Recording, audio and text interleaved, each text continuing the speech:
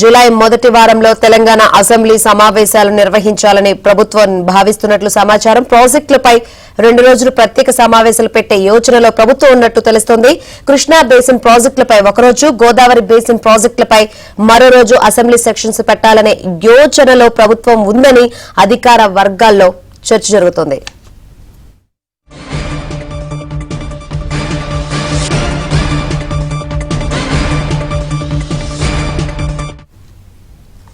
July మొదటి వారంలో Telangana assembly సమావేశాలు నిర్వహించాలని ప్రభుత్వం భావిస్తున్నట్లు సమాచారం. ఈ అంశం సంబంధించి మరిన్ని వివరాలు అందించేందుకు మా ప్రతినిధి సిద్ధార్థ సిద్ధంగా ఉన్నారు. సిద్ధార్థ, శంకరి, జూలై మొదటి వారంలో తెలంగాణ అసెంబ్లీ సమావేశాలు జరిపే ఆలోచనలో ప్రభుత్వం ఉన్నట్టు తెలుస్తా ఉంది.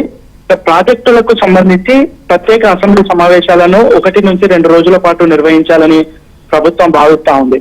కృష్ణా బేసిన్ ప్రాజెక్టులకు సంబంధించి ఒక రోజు, గోదావరి బేసిన్ ప్రాజెక్టులకు సంబంధించి మరొక రోజు సమావేశాలు నిర్వహించాలని ప్రభుత్వం భావిస్తా ఉంది.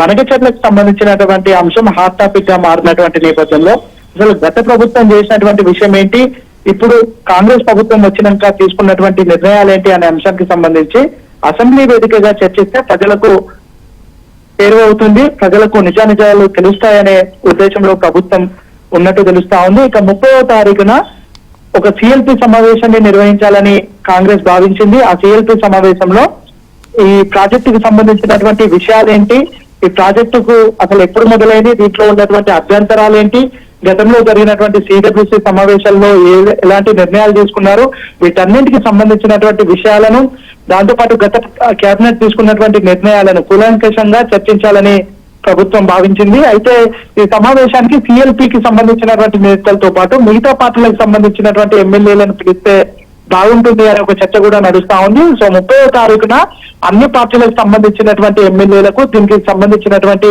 సమావేశం ప్రజాభవన్ లో ఉండే అవకాశం ఉంది. దీంట్లో జరిగినటువంటి వాస్తవాలతో పాటు ఇరిగేషన్ కి సంబంధించినటువంటి ఎక్స్పర్ట్స్ తోని కొన్ని సెషన్స్ ను నిర్వహించే ఆలోచనలో ప్రభుత్వం ఉంది. దీని తర్వాత 30వ తారీఖు తర్వాత జూలై నెల మొదటి వారంలో ఒక 2 రోజుల పాటు లేదంటే 3 రోజుల పాటు అసెంబ్లీ సమావేశాలను నిర్వహించాలని భావిస్తా ఉంది. Right, thank you Siddhartha.